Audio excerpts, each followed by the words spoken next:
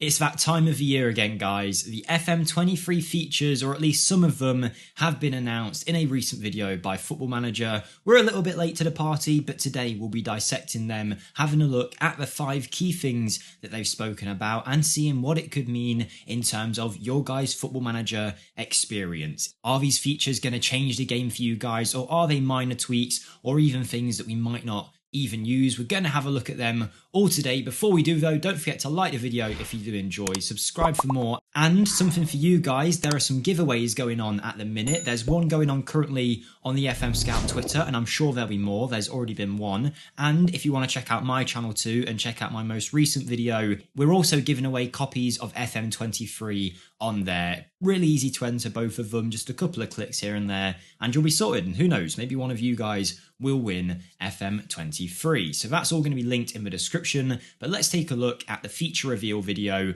and dissect the 5 key features. I'll leave a link to this video in the description below. It's 40 odd minutes. We're going to keep it pretty short and sweet here, not going into full detail, but just checking out each one and seeing what it means for you guys, the player. We're going to start off with what I believe is the most impactful feature that they spoke about. They actually covered it first in the video, and so are we. It's the squad planner and the overhaul to recruitment that they've done. Now, there's a few minor tweaks they spoke about. For example, they mentioned for a minute or so about agents and how there's going to be a few more dialogue options with those, but the core thing that they did show off was this squad planner, and I think it's something that will benefit both long-term players and be easier to understand for new players than the old squad depth screen, because I do think this is very similar to the squad depth screen with some added detail. So if you already used that, this seems like a better version of it. I'm sure that squad depth screen does still exist, but what it allowed you to do before was go position by position and see your highest rated players according to the star rating,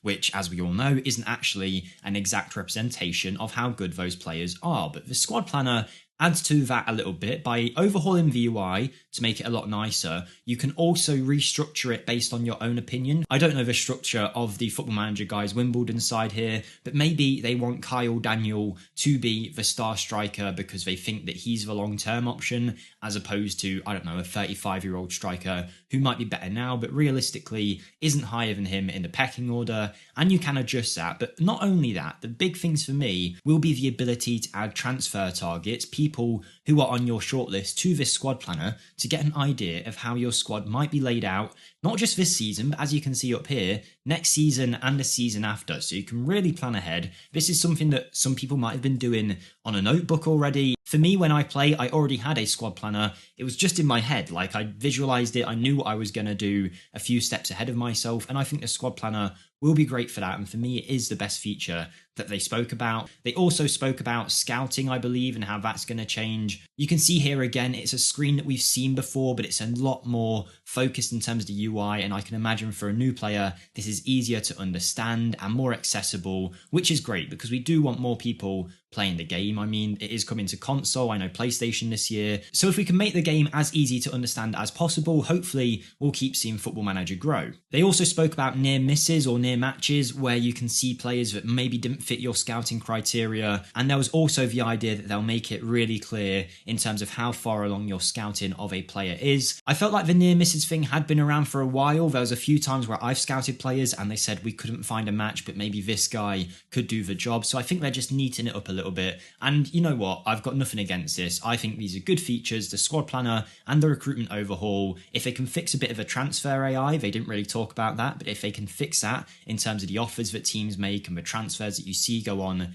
in the world of football, I think that'll be great as well. But let's get on to the second point that we're going to cover for me, and we're going to go towards the end of the video. I don't think it's going to revolutionize anything for us guys, but it is something cool, I guess, and that's why I wanted to talk about it now, because it's not a game changer. For me, it's just a little visual feature that is, you know, cool to see. And that was the, what do they call it, like the manager timeline or something along those lines. Here you go, this is what it would look like. It's going to be in your season review and will allow you to see how the season went, not just in terms of trophies, in terms of individual matches, bringing players through, and it's just going to be an extra screen realistically that we click through, but hopefully quite a nice one to look at. You can see it's been color coded here to the Wimbledon colours, I believe, if they're managing Wimbledon. I do like this as a feature. It's not going to change the way anybody plays Football Manager. Hopefully there are some bigger things to come, but this isn't bad at all, and I'm hoping that over the course of 10 years you'll start to see it grow and you can really have that nostalgia moment that they spoke about, where you can check out everything you've done at the club. But it's not a massive deal with this thing. The next thing they covered was this supporter confidence area that is going to be added to your club vision by the looks of it, which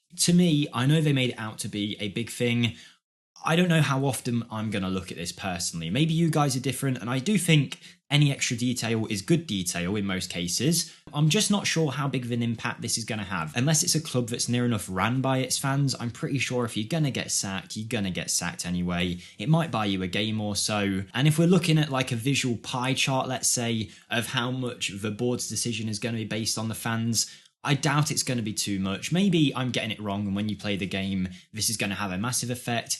I just see it as a little extra thing that you might look at every now and then, but I'm not too sure it's going to change too much. I mean, personally, I don't even come to the club vision section that often. I might go on the overview every now and then, but I don't know if some of these tabs are even new or not because, you know, I never go there myself. So maybe it's just a personal thing. I'm just not sure how big of an impact this is going to have. Just to explain it quickly to anyone who hasn't seen, basically from what I can gather, there's going to be a section of the club vision screen that's dedicated towards how the fans perceive you as a manager. The fans might get right behind you if you beat a rival, let's say, and the same way if you lost to a rival, you might see the fans take a dislike into it more than your overseas owner who isn't too bothered about the individual day-to-day games. So you can see here that the supporters have their own idea of what they want to see the club do, and that is going to have an effect on how much they support you. I love the idea that this will be unique to every club, and different clubs, fans will have a different expectation of the team. For example, Chelsea fans might expect the club to use more youth players and whatnot. Like I said, I'm not sure how much of an impact this will have on my own personal game. Maybe for you guys it's an extra bit of detail to look at,